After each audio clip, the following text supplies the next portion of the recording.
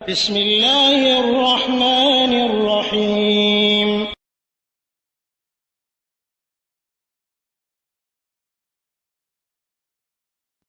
ওয়ালাইকুম আসসালাম রহমতুল্লাহি ওয়া বারাকাতুহু। মক্কা থেকে আলামিন ভাই জানতে চেয়েছেন হাজরা আসওয়াদ সম্পর্কে। তো হাজরা আসওয়াদ সম্পর্কে অনেক কথাই বলা উচিত এবং বলতে হয়।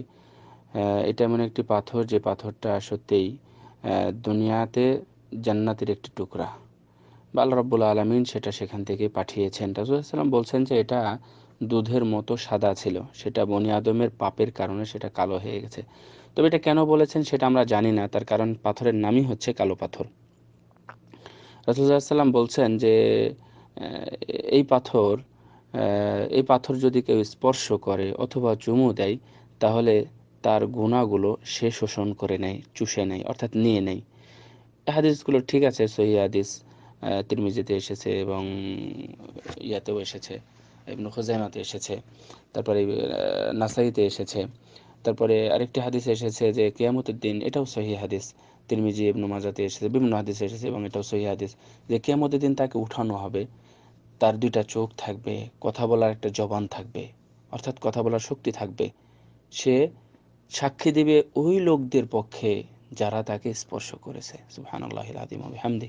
সুতরাং সেই পাথর যদি আপনার সাক্ষী দেয়, তাহলে এতটুকু নিশ্চিত থাকেন যে আপনার বিরুদ্ধে সাক্ষী দিবে না ইনশাআল্লাহ। তার কারণ আপনি স্পর্শ করেছেন ভালো নিয়াতে, ভালোর জন্য, কল্যাণের জন্য। তো এই আর কি।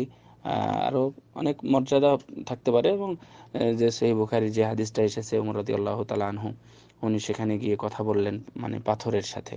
এর উদ্দেশ্য এটা নয় যে পাথর কথা শুনতে পাচ্ছে বা ইত্যাদি, এটা মানুষকে শোনানোর উদ্দেশ্য। এবং হকের অতন্দ্র প্রহরী ছিলেন ওমর রাদিয়াল্লাহু তাআলা আনহু।